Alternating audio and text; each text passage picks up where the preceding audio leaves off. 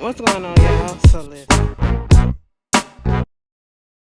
ciao. This is the season. Nope, the winter finale of. Let me just tell you this: why they had to end it like that? Now I want to see what's going to happen on next week's episode. Empire and Star don't come back until spring, baby. You know, not after winter break. Okay, not January the 2nd. Spring, which means March, April, sometime in that frame. Okay, listen. They did that. Okay, they did that. It was cute. It was cute enough to keep us holding on. So Cassie out of jail. I ain't finna be on here long because I'm tired. Cassie out of jail. Acid reflux messing up. Throat just irritating me. It's just a mess. That's why the reviews is late. I literally thought I was gonna do this shit tomorrow because I just wasn't in the mood to do it today because everything just been messing up. But I said, fuck it, Ashley, just go ahead and get it done. But let's just get into this review. Cassie out of jail. Carlotta and Cassie, they back on good terms and all that stuff. They decorating the trees, and we gonna go and have a good time at Carlotta's house. We celebrating Christmas. We not gonna do it at your house because your ass can't cook. Okay, don't nobody want your dry ass macaroni and cheese. You probably put some raisins up in that bitch. You know what I'm saying? And then she went over there to Xander's house to go get some of his money out the safe and to get this hard drive that got all his dirty deeds on there so that he can go down with the feds because she's working with the police right about now. And I said, bitch, so you snitching? She said, fuck that shit. That nigga done put me through 15 years of hell. That motherfucker was lying to me, so I'm gonna take his ass down. She gets out of there right when Xander comes into the house. I said, so she must got the code to the house. That's what she must got because ain't no way in hell you got a big ass house and you ain't got no alarm system on there. She must have been up in there a while because she know the code to the goddamn safe. So she got to know the code to the house. And I'm like, so you didn't notice that the alarm system wasn't on when you went up in your house? That should rang some bells or whatever. But he probably was a little drunk. He about to fuck his wife in the study or whatever. And this is when Cassie overhears that you the only woman that I ever loved and all this stuff, and why don't we try for another baby? I said, bitch, Cassie, don't do it. You just got out of jail. Don't go back into jail over this nickel, okay? Over this nickel. All right. And she was like, you know what, bitch, you're not even worth the bullet. And I said, bitch, get the fuck out of there. The fuck you doing? Okay. So, everything's all to the good. Everything's all to the good. And this whole episode was surrounded by the whole Rhythm and Bells music festival that Carlotta has started, and she needs this to go right because you got Maurice gunning for her job. You got the whole thing with Take Three, Mateo really trying to get this stuff done. Take Three is supposed to be their final album and shit like that. And Lil Denny on there. So let me just tell y'all this. When they was at that little Christmas party, okay, and then Jackson get up there and then he started trying to propose to Star and all that shit. And then all of a sudden this dude come through and was like, Star Davis? And she was like, yes, that's me. Okay, bitch, you been served. And I said, girl, first of all, that saved you from saying yes prematurely to that proposal because we knew you weren't ready. And then you just, like Bruce said, bitch, you don't take no fucking brown envelope. Okay, we already knew what it is. What is it? Tan, brown, manila, whatever. You don't take those envelopes from people that's come up to you talking about something. You're giving your whole government, okay? And you ain't never seen them before. Fuck that, okay? She done got served a cease and desist letter about her song "There for You." Okay, I was there for you, bitches. That this song that she did with Maurice. All right, and we should have known something was going on because Maurice and little Denny was over there at the table. They just kikiing it up with each other. And I'm like, Maurice don't understand that. You trying to get on this label, okay? And you not making the label look good with stuff like this coming into it. So you can't tell me that he ain't had nothing to do with this too. All right. So basically it was a cease and desist on that song saying that the song gets taken from another song and they didn't give permission to sample it. All right. So he trying to act like he didn't know nothing about it. But come to find out it was little Denny who did the whole thing himself. And that dress that Star had on, burn it, bitch, okay? I was like so disgusted with that. I'm sorry. That was probably the one that took me out. I said, why the fuck did they let her come out the house like that? You really thought that was cute, but it wasn't. You know what I'm saying? But she once again getting all big and bad like she really gonna do something. You better be glad that I'm pregnant because I would have fucked your ass up and all this stuff. You ain't gonna do shit. But little Denny, you's a bitch. You's a bitch for coming at women, okay? You talking about pimps up, hoes down, and treating women like dogs and shit like that, but you just as much a female. You the weakest female in the box because you coming at another female, especially a pregnant one who ain't done shit to you, okay? She ain't really done shit to them. She just called him out on his bullshit. And people don't like them when you call you out on your bullshit. That's basically what's going on with them. All right.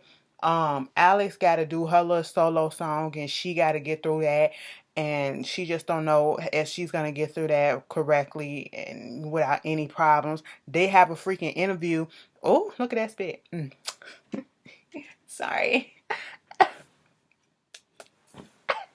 They had a little interview with Chloe Brown, aka Dre. She almost got her ass slapped by me, okay? Because this is why I can't stand some of these reporters and stuff be so fucking rude.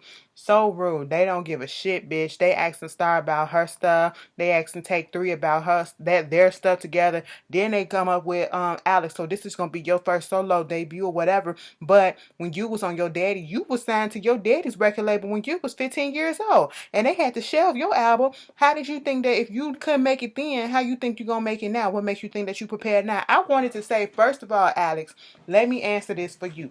Bitch, it's called age brings maturity, okay? She was 15 years old. The bitch wasn't ready. 9 out of 10, she probably was forced into doing something that she wasn't ready to do. And that's why all the pressure came through or whatever. Plus, she got to live up to the standard of who her fucking father is, okay? Don't nobody want to live through that. And then, she 15 fucking years old. She a goddamn kid. Now she grown up. Now she's older, so therefore she been through some shit. Now she can probably handle it. But not knowing that she got this PTSD shit going on, and she wound up going. Carlotta told them to cut the camera, cut the interview, was over. But I still got some more questions. I said, Drea, fuck your questions, girl. Fuck your question. This girl is going into a full-ass panic attack, okay? She's having an anxiety/panic attack, and your ass is talking about some, don't cut the cameras, film this, film this. I said, bitch, some people, they be just like that, and it's just the fucked up side of the entertainment business. They don't give a shit as long as they get their footage, okay? As long as they get their story, they don't care. They don't care about the person who they're interviewing like that. You know what I'm saying? And that's why you got some people out here in these entertainment streets that they have their own photographers, they have their own videographer, and they have their own team that they hook up all this stuff, and they have pre-approved questions. If you want to go off script interview, it's over, done, give me all that footage, okay? That's how it do, but I said, girl, you fucked me up. You got me fucked up. This girl is going into, she about to die, okay? She about to fake die because she can't handle it. She having flashbacks with her daddy, with all the stuff that was going on. And, Alex thing is, she hasn't spoken to anybody about everything that's going on.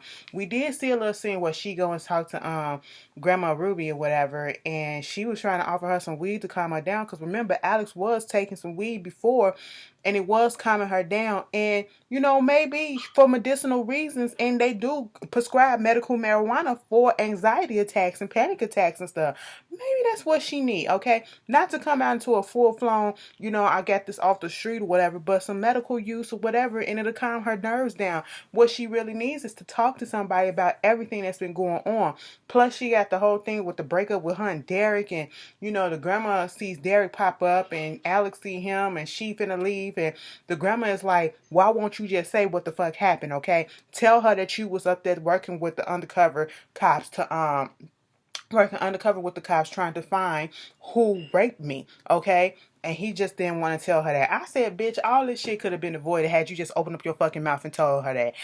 Alex kept the secret. Nobody else knows besides Alex, Grandma Ruby, and the cops and Derek, that Grandma Ruby was raped. Nobody else knows, okay? They don't know the severity of what happened, and you still won't tell. You still won't tell. I said, bitch, if you don't get out of here, moving on from there, let's just get on this little Simone shit. When they was at the little Christmas party, we found out that Nina left. Nina left Mateo. I said, oh, what? Simone was like, for real? She left? And it was like, where'd she go? Girl, Nina left. Mateo said she fell in love with somebody else. I said, Simone, girl, that little young thing got you twisted, Nina. I said, age ain't nothing but number, huh? I just couldn't do it. I just couldn't do it, okay? Granted, at this point in time, she legal, but she ain't legal. She ain't even in her 20s yet, technically speaking, on this show. She's just 18. You know what I'm saying? And, no, girl. No, girl. Can't no 18 or nothing do nothing for me, okay? I'm saying, you got to be at least 25 to ride this ride, okay? For me to ride your ride. You know what I'm saying? Ooh, and I even that's even pushing it. That's pushing it because I usually like mold or whatever. But if I'm gonna go young, you got to be at least 25. That's my minimum. Okay, that is my minimum. Unless you got something bomb and very mature about you that I can be like, bitch, I didn't even know. But 18, no, I feel like a goddamn pedophile if that's the case. But all right, they doing all that, and Bruce is in there with what is his name? Noah's dad. Basically in the studio, just all hugged up with each other. Oh, this whole festival shit is giving me so much stress and everything. I just need to get a break. I need to get away. He was like, what about, she was like, who fucking plans a festival on Christmas Eve? Carolina and her shit, bitch. And then here go, the daddy like, you know what? How about we plan some, go to New York for Christmas Eve and all that stuff, New Year's Eve or whatever, and we just chill out and we just have some time to ourselves. For real, you would do that for me, Zaddy? Yeah, boo. You my bitch. That's what we gonna do. Whatever. And right at that time, Noah comes in. He pushed Bruce away real quick, so it wouldn't make it seem like they was doing anything. And he was like, "What's going on, y'all too?" What? Now, at that moment, given that Noah had asked them were they together, I wish he would have went on ahead and said yes, because given his body language and the way that he asked the question, he wasn't mad about it. He just really wanted to know. Like, he seemed like he would have been cool with it. And so, of course, he lied and said we just friends. We were just talking about some things. And Bruce get in his feelings and was like, "Nah, bitch, we done. I'm done talking about manager stuff or whatever." Later on, he come up to him and was talking, and he was like, "I just don't want to fuck up my relationship with my son no more. I just got him back and all this stuff, and I don't want him to see me in that light or whatever." And he was like, "You know what? I can't be no secret to a man that I fucked around and fell in love with. Oh, you love me? Yeah, my dumb ass fucked around and fell in love with you." And that made him want to kiss him and do all that stuff and be in public. And of course, Noah shows up and Noah's like, "See, you lied to me.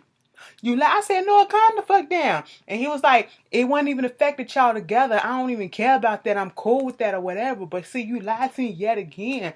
And then he walked out. I said, "Oh, see, all you had to do was tell the truth. You would have been cool with it."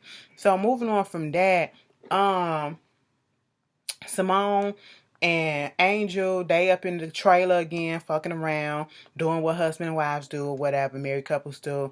He talking about he don't want nobody else to get involved in his situation because she wanted to get Nina and Mateo involved and help him out, and he was like, "No, they did enough. Well, I don't need nobody else involved." And then he wound up coming to the Rhythm and Bells Festival. Mateo see him, and then Simone was like, "Bitch, I wish you would try to do anything that you can to get him out of here. I'll fuck your ass up." He was like, "Calm down. I once was Angel." I was like, "Also, Mateo can be good for something, bitch. Okay, he can be good for something." Mind you, Nina sent her some flowers saying you deserve this and more. Goodbye. I said, "Oh, Nina really gone? Nina can't be gone. Nina gotta pop up in the spring and be like, 'Bitch, I'm back. I'm back and I'm better than ever. Okay, let's do this shit. I don't give a fuck about Angel.'" Nina might fuck around and get Angel deported. Okay? Oh, bitch. Oh, what a shit what they call ice on him. You know what? That'd be fucked up, but that'd be a good storyline.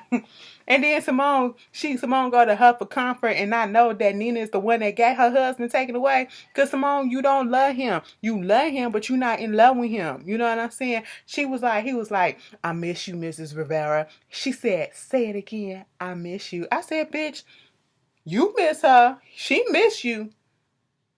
But she don't miss you like that." But it's cute. It's whatever. And so they getting ready to do the festival. Take Three gets up there. They do their little last song together. Okay, cool. At this point in time, something happened with Jackson and, you know, Star, and they went on ahead and she was about to propose to him. I said, girl, okay, whatever. Go ahead and propose to him. Do what you gotta do. And right then and there, because they was waiting on her to get up on the stage, because at this point in time, let me go back a little bit. They was waiting on her to get on stage. She was going to be the next one to get on stage, and she had to figure out what song that they wanted to do. Okay, and Jackson was like, since you can't do that for you, do the song that you and Noah was doing. That's my goddamn song. I love that song. When they singing in that makeshift ass studio in Jackson Place, that shit was my song, okay? And they was saying ha ha ha ha, or whatever it go. That's my shit. That's my shit. Okay. High notes and all that shit. You know, my throat kind of fucked up right about now, so I can't hit them bitches for you, but you know, any other day I can. But no.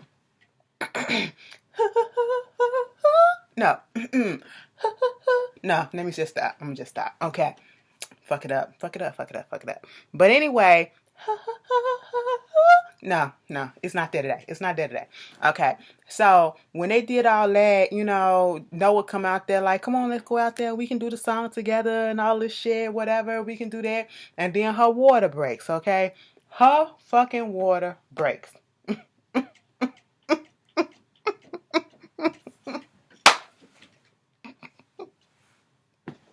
Bitch, it was so obvious. We already knew. We figured it out. They gave it away on the trailer, on the commercial preview for last week for this week.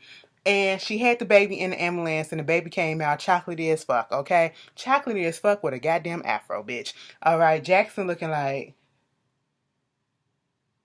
Now, I know my sperm is potent, but goddamn, I ain't know it can make other races and shit, you know, nationalities and ethnicities and shit like that. What in the fuck? Noah looking like, well, damn. Carlotta looking like, oh, shit. Simone was like, fuck. Everybody like, and started just crying. I didn't know, Jackson. I didn't know. And then he just walks on out. Now, see, I thought that was going to be the end of Jackson, okay? Jackson is better than me, because at that point in time, there is no need for us to have any more communication, okay? Because whether or not you really knew that I was the baby daddy, whatever, you made me believe that I was the baby daddy. Then I realized that I'm not the baby daddy, because skin color says all right about now. And, deuces. Okay, I see who the baby daddy is right now. This brother right here. Okay, so congratulations to you. Have fun with that. I hope the baby's good. And I'm out of here. Okay, that's no longer my responsibility. I mean, I ain't gonna stop losing love for you, but at this point in time, I'm gonna be so goddamn hurt. I don't want to see your ass. You know what I'm saying? So they go to the hospital, and Jackson was still at the hospital. Simone was in there talking to him about stuff or whatever, you know. They premiered the Black Ivy, you know, commercial, whatever, trailer, and everybody was all into it or whatever. And then she was like, you want your baby daddies to come up in here? She was like, don't call them that. You want the boys to come in here? Okay, you can have them come in there. So Noah and Jackson come in there, and we see the baby. She holding the baby. Jackson asked to hold the baby first. And I said, wait a minute. You ain't even a daddy. You ain't even going to let Noah hold his child first? If it was really Noah's child, get a goddamn DNA test while y'all is there, okay? Some people said that it could be Maurice's child, but I don't think Star and Maurice ever slept together. They ain't never make it that far. It almost, but they never made it that far.